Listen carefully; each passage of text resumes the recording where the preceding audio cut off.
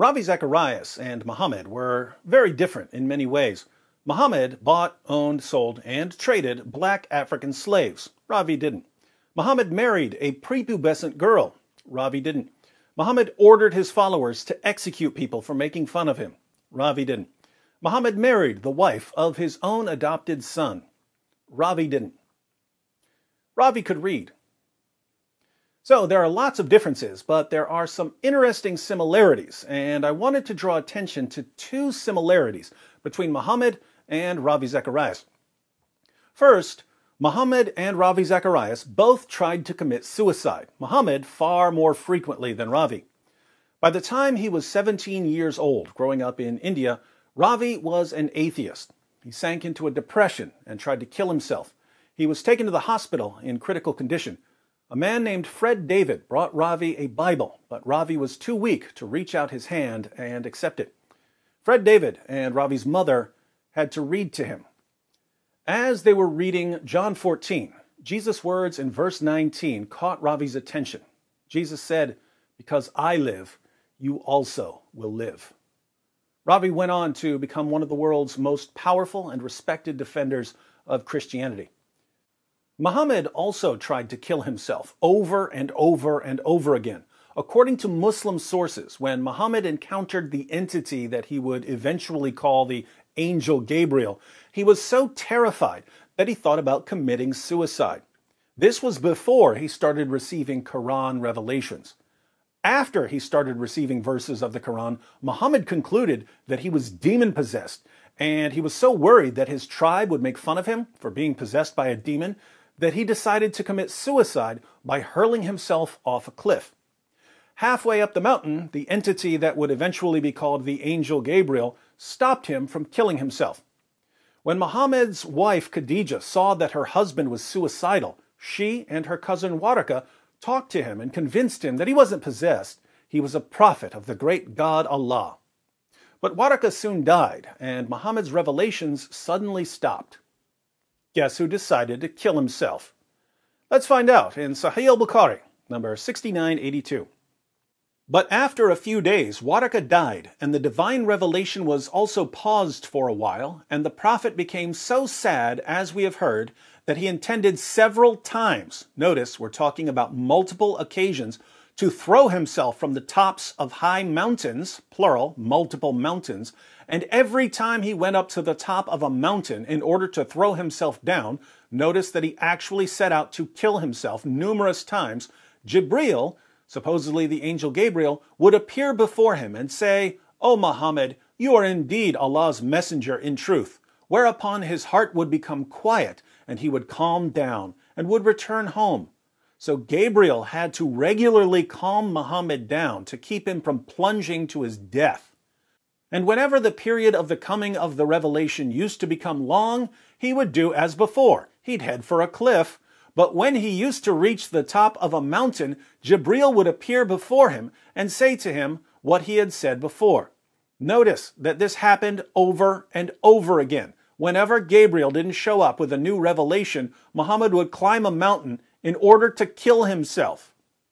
According to Muslim sources, when Muhammad was scared, he wanted to kill himself. When he was worried about being embarrassed, he wanted to kill himself. When he felt neglected, he wanted to kill himself. But he never succeeded in killing himself. Some sort of entity would always intervene because Muhammad was simply too important for this entity's plans.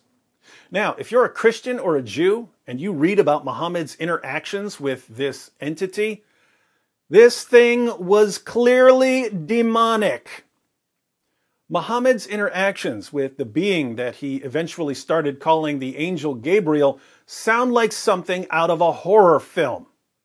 But more on that when I record, was Muhammad demon-possessed?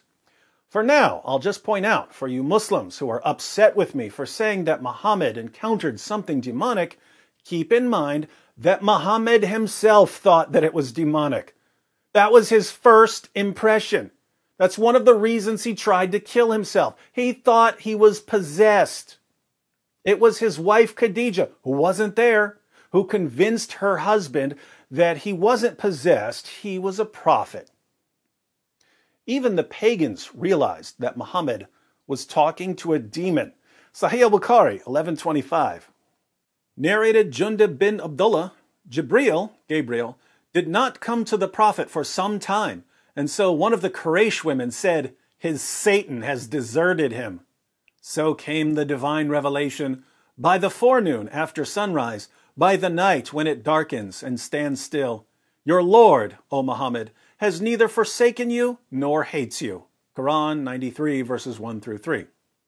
So the woman was wrong. Muhammad's Satan hadn't deserted him. His Satan was just getting started. But Muhammad, like Ravi Zacharias, did survive his suicide attempts.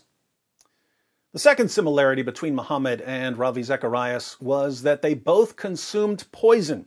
As a teenager, Ravi tried to kill himself by drinking poison. He made a full recovery. Muhammad didn't try to kill himself by drinking poison. As we've seen, his preferred method of killing himself was jumping off a cliff. But Muhammad was poisoned by someone else, a Jewish woman named Zainab bint al-Harith, whose father, uncle, and husband had all been killed by Muslims. Now, there are more than 7 billion people in the world. You can line up all 7 billion plus people and ask them, if you just killed a woman's father, husband, and uncle, and she offers to cook your favorite dinner, should you accept her offer? 100% of people, 7 billion plus out of 7 billion plus, will answer, no, you do not, under any circumstances, accept a meal from a woman whose entire family you just slaughtered. In fact, in all of history, there's only been one person ever who thinks that it's a good idea to accept a home-cooked meal from a woman whose family he just slaughtered. All other people who have ever lived in the entire history of humanity, upon being offered a plate of lamb by a woman whose family they had just killed, would answer, nah, I'm good.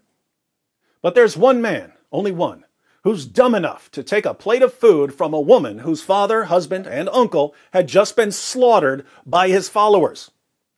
That man couldn't kill himself by jumping off a cliff, but he sure could kill himself by jumping on a plate of roasted lamb.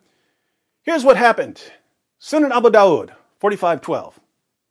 A Jewish woman in Khaybar gave him a roasted sheep that she had poisoned, and the messenger of Allah ate from it, as did the people. He said, "Lift up your hands," meaning stop eating, "for it has told me that it is poisoned." Bishr bin al-Bara bin Marur al-Ansari died of that poison, and he sent word to the Jewish woman asking, "What made you do what you did?"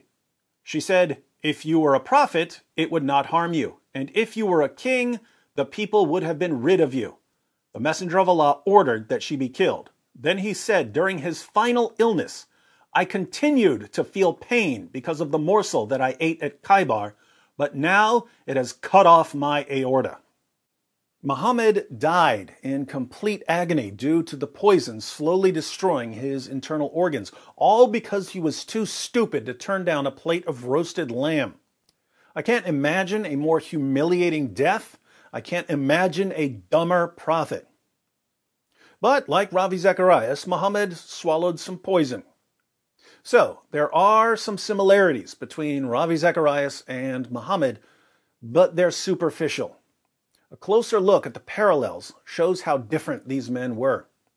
Ravi survived after being transformed by Jesus' words, "Because I live, you also will live." Muhammad died after being poisoned by a woman who said, "Because my father and husband died, you die." You reap what you sow. Ravi Zacharias sowed a lifetime of ministry, and he reaped an apologetics legacy that will never end. Muhammad sowed violence, and he reaped the death not only of himself, but also of nearly everyone around him. Fortunately, however, Muhammad's legacy of death will come to an end.